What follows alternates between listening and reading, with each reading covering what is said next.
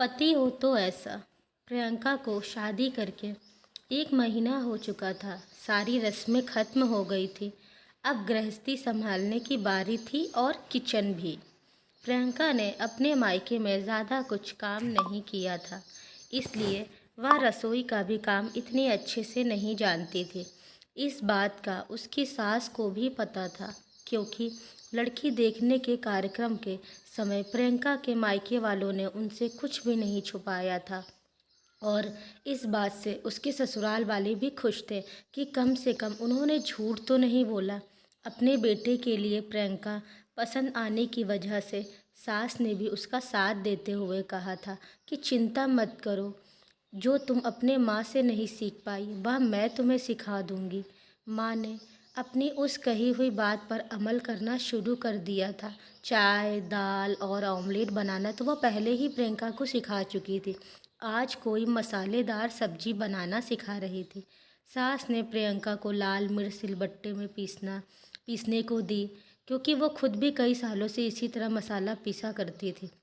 प्रियंका ने जैसे ही सिलबट्टे में लाल मिर्च पीसना शुरू किया था, उसके हाथ जलने लगे थे और मुंह पर पसीना आने की वजह से जब उसने अपने मुंह को छुआ तो उसका मुंह भी जलने लगा था। वो जलन की वजह से हल्का सा सीख रही थी। तब सबका ध्यान उसकी तरफ गया। सास ने पूछा, पहले कभी मिर्चा नहीं कूटी थी क्या? मिर्ची कूटते समय हमेशा दस्ताने पहन लेना चाहिए। नहीं मम्मी जी, माँ ने कभी मिर्ची पीसने की ही नहीं दी।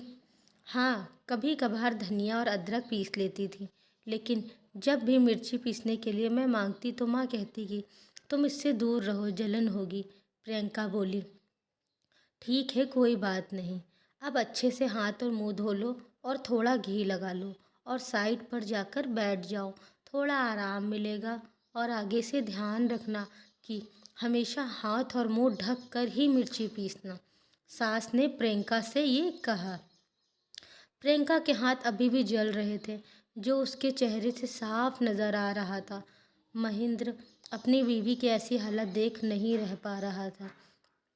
अगले दिन महेंद्र अपनी ड्यूटी खत्म होने के बाद बाजार जाकर एक मिक्सर खरीद लाया और माँ को देते हुए कहा कि माँ, यह कंपनी में गिफ्ट मिला है। चलो, अच्छा ही हुआ, अब इसके कारण अब तुम्हारा हाथ भी नहीं जलेगा। महेंद्र तिरछी नज़र से अपनी पत्नी को देख रहा था।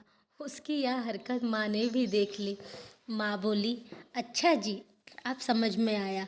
बीवी को एक बार हाथ में क्या जलन हो गई, नया मिक्सर ही आ गया। और मैं इतने सालों से नहीं बनाती थी, तो क्या मेरे हाथ नहीं जलते थे? अरे भगवान, यह तो अच्छी बात है ना। मिक्सर नया घर में आया तो सिर्फ तुम्हारी बहू थोड़ी इस्तेमाल करेगी, इसका फ़ायदा तो तुम्हें भी होगा ना। पिताजी ने बात को संभालने के लिए बीच में ही अपनी बीवी को चिढ़ाते हुए कहा, इसलिए कहता हूँ माँ, अपनी तकलीफ़ें बताया करो। आप ही सोचो, अगर प्रियंका ने अपनी जलन छुपाई होती और किसी को पता नहीं चलने दिया होता, तो क्या आज इस घर में मिक्सर आ पाता? जैसे ही मुझे प्रॉब्लम पता चली, मैंने उसका सल्यूशन ला दिया। यह बात सच है कि प्रियंका मेरी पत्नी है, लेकिन यह बात भी सच है कि मैं आपका बेटा हूँ और प्रियंका से भी पहले आप ही मेरे लिए ज़्यादा महत्वपूर्ण हैं। अगर आपने मुझे पहले ही बता दिया होता तो मैंने तब भी इसी तरह इस समस्या का समाधान किया होता। आप अपने इस बेटे को कभी भी आजमा कर देख लेना।